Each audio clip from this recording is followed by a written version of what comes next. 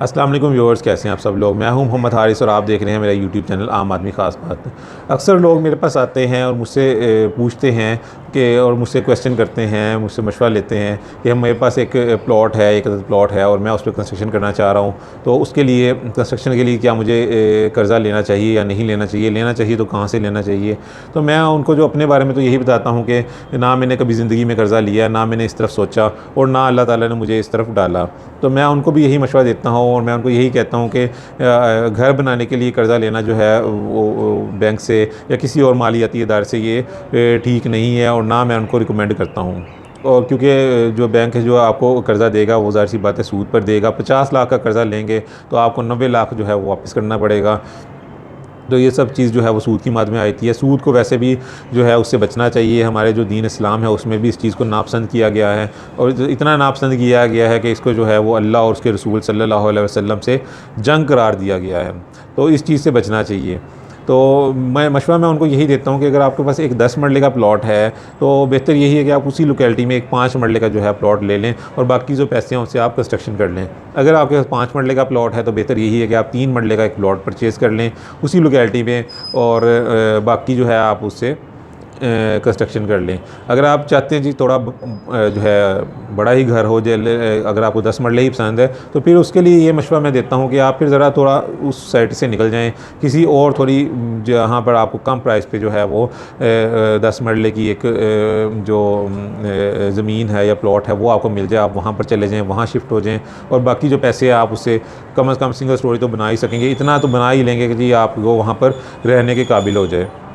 लेकिन मैं कभी भी जो है कर्ज़े का मशवरा कभी भी नहीं किसी को देता और ख़ास तौर पर बैंकों का काम तो सूद पर मबनी है और मैं कभी किसी को ये मशवरा नहीं देता।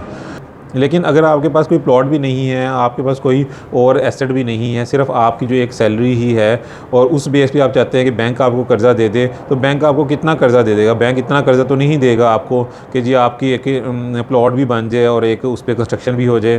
तो ज़ाहिर सी बात है बैंक ने आपकी सैलरी को देखते हुए कर्ज़ा देना है।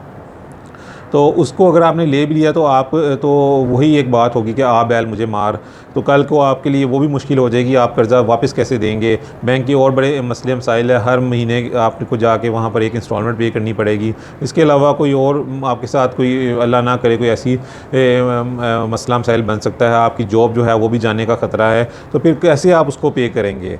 और फिर और नए से नए जो मसले मसाइल स्टार्ट हो जाते हैं, बैंक आपके पीछे भागेगा, रिकवरी के लिए किसी को आपके पीछे डालेगा, आप भागते फिरेंगे। तो इन सब चीज़ों से बचें, अपने जो वसाइल हैं उनमें रहते हुए आप काम करें, अपनी जो अर्निंग है उसको बढ़ाने का सोचें, जो पैसा कमाने के जो गुर हैं उनको आप जो है वो सोचें और उनको उनमें इन्वॉल्व हों, अपनी जो अर्निंग है उसको बढ़ाएं।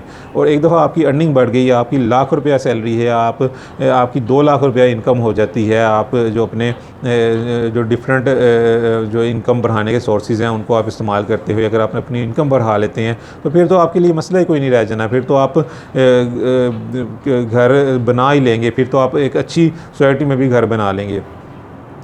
तो आप इस तरफ सोचें बजाय इसके कि आप कर्ज़ा लेने का आप अपने बलबूते पर जो है वो कंस्ट्रक्शन करें। अगर आपके पास कोई प्लॉट है तो जैसे मैंने बताया उससे आप आधा जो प्लॉट ले लें, 10 मरले है तो फिर 5 मरले ले लें, 5 मरले तो 3 मरले ले लें, बाकी जो आपके पास पैसा बचता है उससे आप जो है कंस्ट्रक्शन कर लें। अदरवाइज़ अगर आपके पास थोड़ा बहुत सरमाया है तो आप कोई 15 से 20 लाख में प्लॉट मिल जाता है किसी भी, यानी कि थोड़ा सा हट जाएँ, अगर आप अपने सिटी से हट जाएँ, थोड़ा अवे हो जाएँ, तो वहाँ पे आज भी जो है इतने में प्लॉट आपको मिल जाता है। तो वहाँ पर आप जो है अपनी कंस्ट्रक्शन स्टार्ट करें। तो अगर आप ऐसा नहीं करने चाहते हैं तो फिर इस चीज़ की तरफ देखें, आप पैसा कमाने के जो गुर हैं उनको आप सीखें और बिज़नेस की तरफ आएँ, ताकि आपकी जो इन्वेस्टमेंट है वो उसको आप इन्वेस्ट करें, अपना जो भी आपका पैसा है, और आप जो वहाँ से अपनी अर्निंग जो है उसको बढ़ाएँ।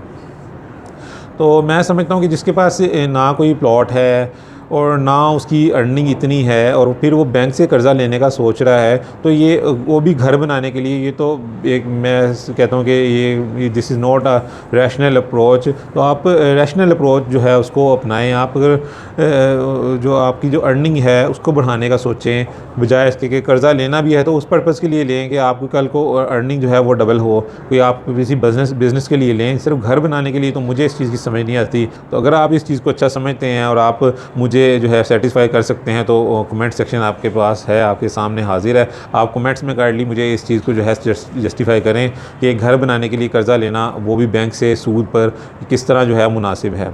तो मिलते हैं किसी और वीडियो में किसी और बात के साथ, तब तक के लिए इजाज़त दीजिए। अल्लाह हाफिज़।